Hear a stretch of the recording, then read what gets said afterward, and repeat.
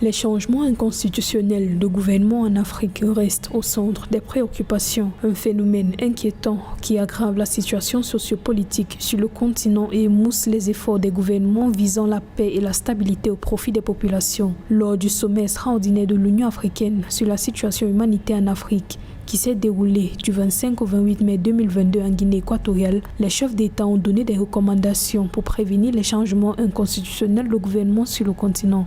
Il faut continuer à travailler pour améliorer les conditions de vie des citoyens, du peuple, parce que c'est là où il faut combattre. Donc je crois que notre combat, c'est contre la pauvreté, contre la misère, pour essayer d'améliorer les conditions de vie des gens.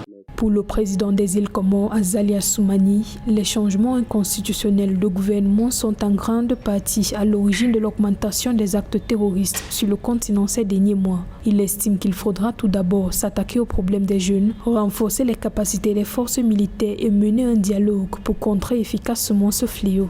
Si les changements inconstitutionnels manipulent le terrorisme, par exemple au Sahel, la solution c'est que comment d'abord vaincre la précarité. Ça, c'est le plus important.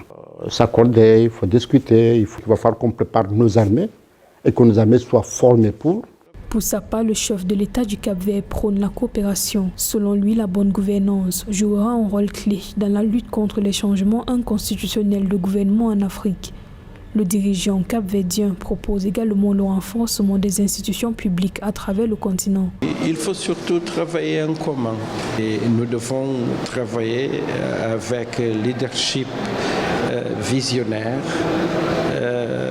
avec une perspective de long terme pour que tous les Africains puissent améliorer les conditions de vie, mais surtout créer des conditions nécessaires pour combattre toutes les formes de violence en Afrique. Notons qu'au cours du sommet extraordinaire de l'Union africaine à Malabo, les gouvernements africains ont indiqué qu'ils restent déterminés à éradiquer toutes pratiques qui sont une menace pour la paix et la démocratie sur le continent.